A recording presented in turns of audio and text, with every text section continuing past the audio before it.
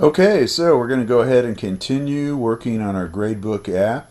Going to do a little bit more refinement to the display, and since we now have a method that formats the records, we'll add that to some of the other menu options too, where we're displaying the records. Okay, so I've opened the app in NetBeans, and I'm going to go down to our display mechanism here, display class set. That's one of the main menu options. Notice the format record display that is used by that. So let's take a look at this. Whoops, somehow I didn't navigate there. So get to the navigator, display class set, there we go. Alright.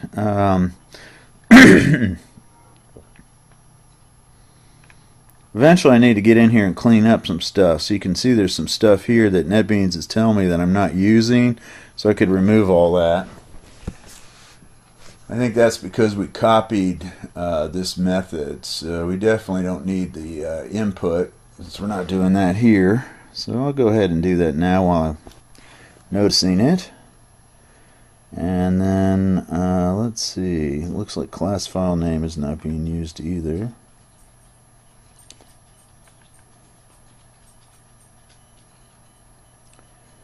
Let's see here. We'll go ahead and get rid of that one also. Alright.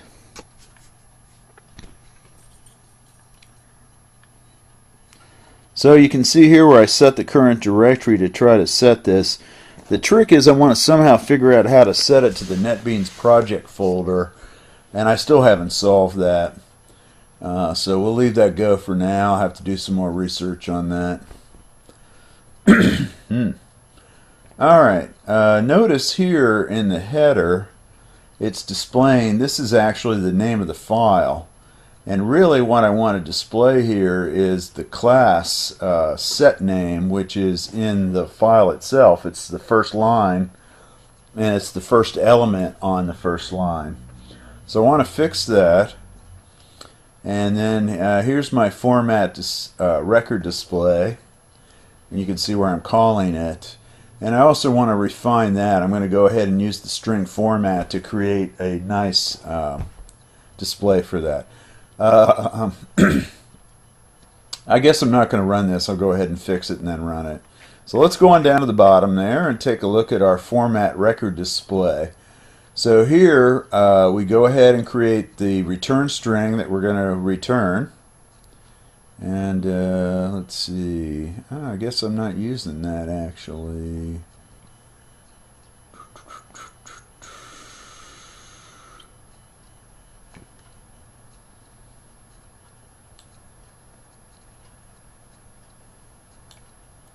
Interesting. Alright, let's comment that out for a minute. Okay, so I already kind of explained this record split here. We're using the split method to split the record into, on the commas, into the individual strings. And then, and again here's an example. So Tom Bombadil would be the first string, then 190 would be the second and third. And then we'll run the integer.parseInt method to convert the 190 into numeric values that we could then do, arithmetics on. So let's just look at the logic of this. So basically, let's see, it takes the record count and then it melds that together. So let's go ahead and, oh, I see what's going on here. Okay. So let's do this. We're going to use this return now after all. So let's do this here. String dot format. Whoops.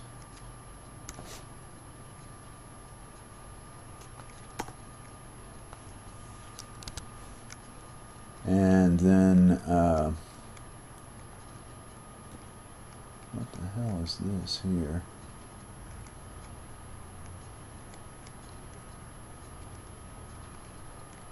Oh, right, okay. Alright, And then I'm going to put my format string in here.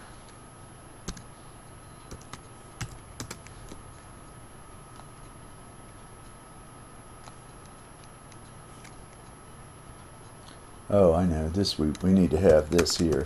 Well, this is a little Java trick. Basically, if I concatenate a number with a string, Java will convert the number to a string, which is what I want to do here.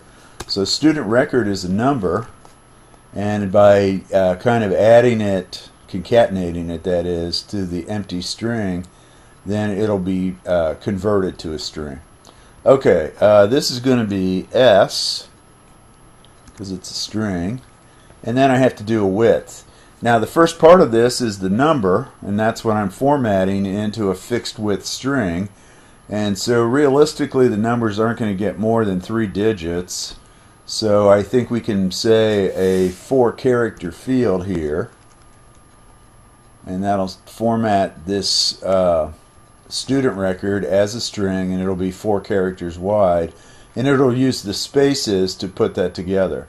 Okay, now notice here we're adding the student student record count is what I wanted to use there. There we go.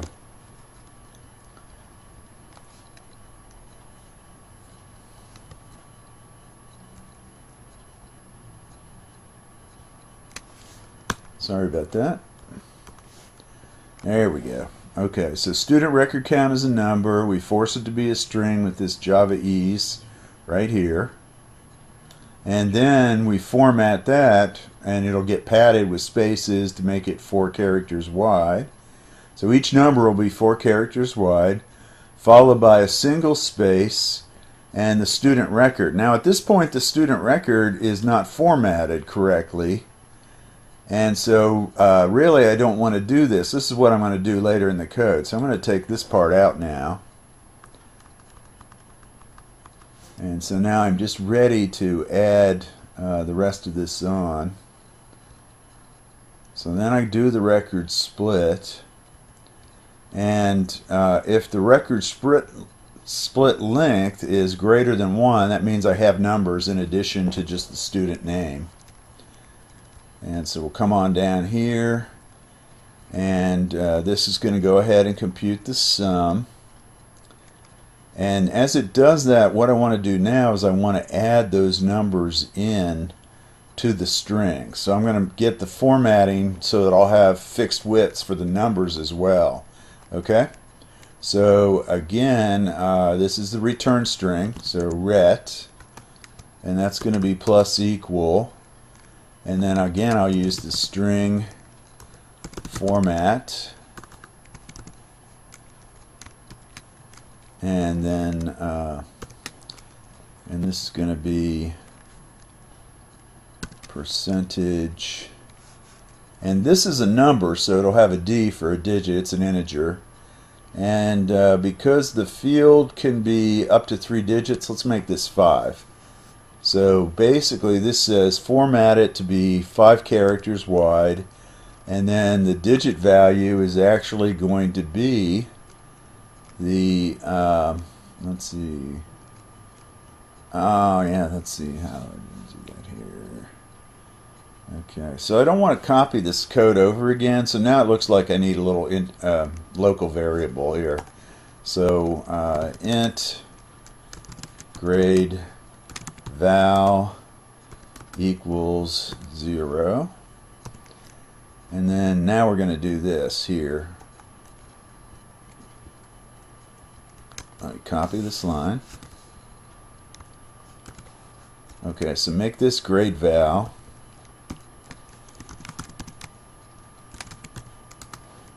and then sum is going to be plus equal grade val.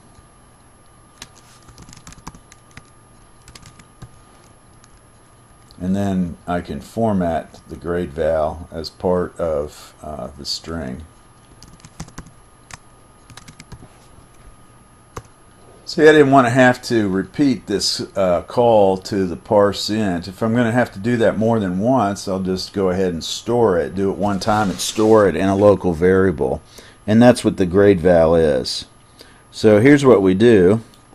we go ahead and take the current split, which is the current grade, trim off the spaces, parse it into a numeric variable called GradeVal, which is now type int, and then we add that in to our format. Okay?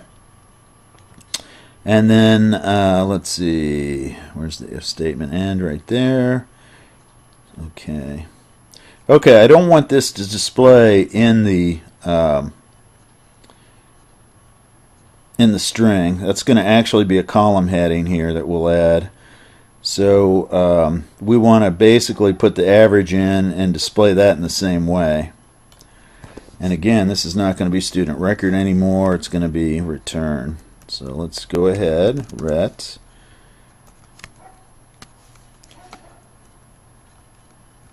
and then again string dot format, and then my format string, and let's see, this is going to be again 3 digits, so 5. And let's see, this is actually, actually I should make that a double because it's an average. So let's do this as 5.2, so 2 points for the decimal place, and then that's going to be an F there for the floating point number, and then this will be average, and then I need to fix average. It should be a double, not an int. I didn't catch that, so because that could be that would truncate it basically the way it was, so we don't want that. Okay, and now we're not going to return the student record. We're going to return the return. All right, the other thing I need to do here is else. This is the case where no grades, just a student name. And let's see here. You know what? I forgot to deal with that too. Let's come back up here. So that puts the number in a space. And then we should be doing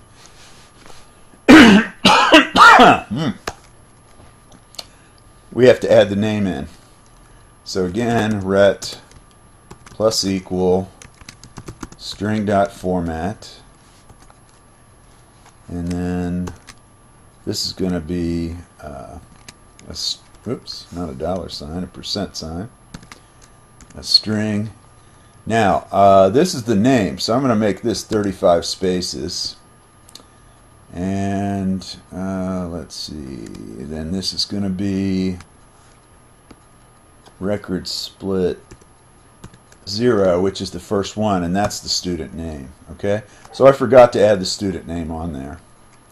Okay, so I've added the number, so this is the first student, then the name, and then if the length is greater than 1, we go ahead and add the grades in, and then